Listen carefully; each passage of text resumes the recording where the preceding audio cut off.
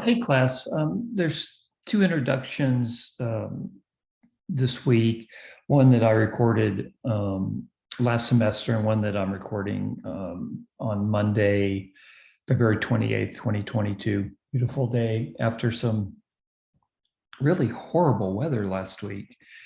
God, it was awful. It's chilly and gray and oh my gosh, it's like living on the East Coast. Um, in this podcast, I want to talk about two things. First of all, I want to talk about the midterm.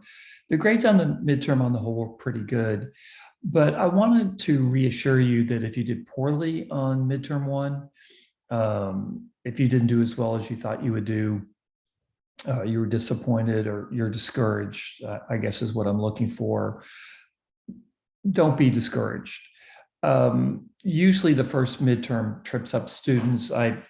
That's why I give 3 midterms rather than 2.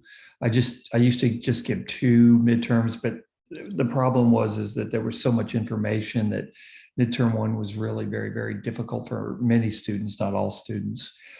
So I'm breaking down the information so you weren't tested on as much material on the first midterm. You won't be tested on as much material on midterm 2, and you won't be tested on as much material on midterm 3.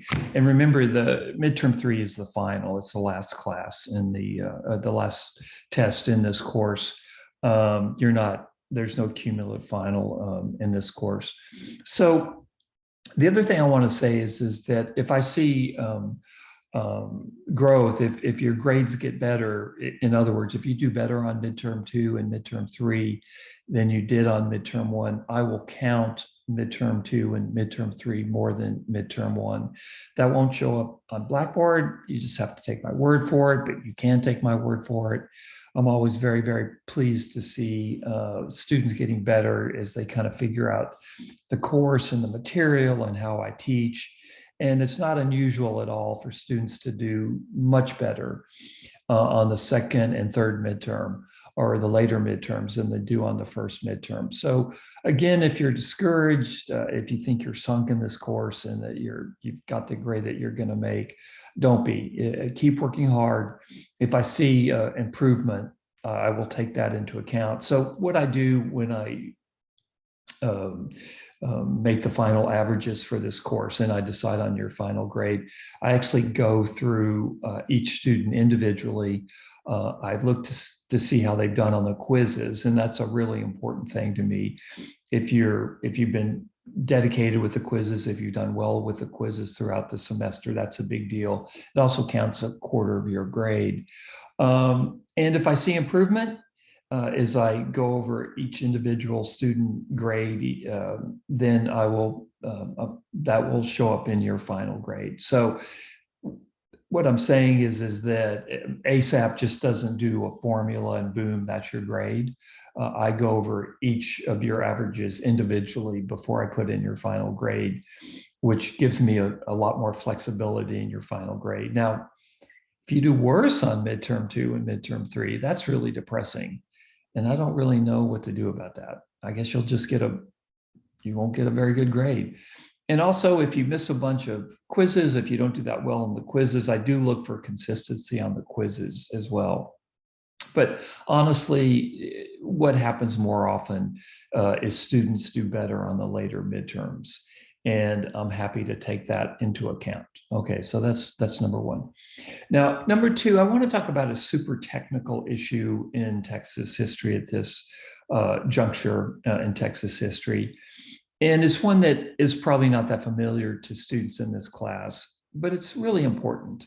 And it probably seems super boring, but think about the stakes here, really, if you get bored by this, is would Texas revolt from Mexico? Would Texas become an independent nation and then part of the United States? So the stakes are really high. And I just want to go over one more time the difference between Mexican Federalist and the difference between Mexican Centralist, okay? So the Mexican Centralist is just like what it sounds. They want to centralize power in Mexico City. Okay, so that's not that complicated. So when Santa Anna, he takes over in 1835, he is a centralist. He is centralizing power in Mexico City. And as I talk about this week, he takes away power from state governments like in Saltillo, where a lot of the power had been granted after the Constitution of 1824. So another thing about centralist, and this is a really important aspect in the discussion about slavery in Texas, is Mexican centralists, people in Mexico City, were anti-slavery for the most part.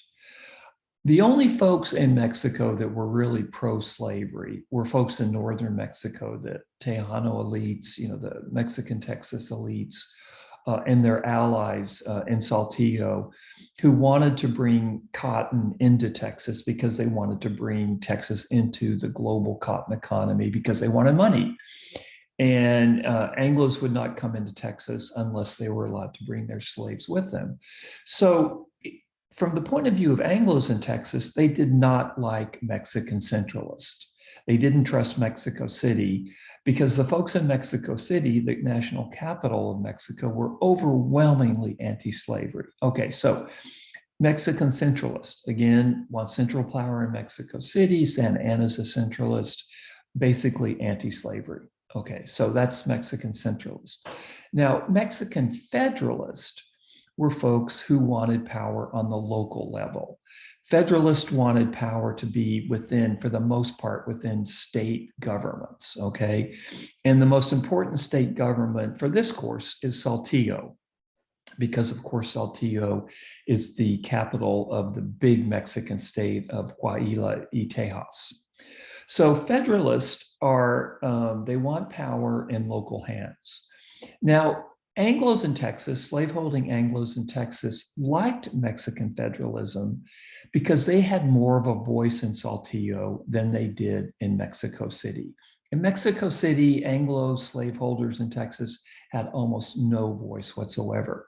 But in Saltillo, the capital of the state that Texas happened to be in, pro-slavery Anglos did have a voice. They did have allies in the government in Saltillo, which is why they managed to, for instance, slip in slavery under apprenticeship, under the guise of apprenticeship. So Anglos in Texas, they supported Federalists because federalism gave slavery some breathing room in Texas.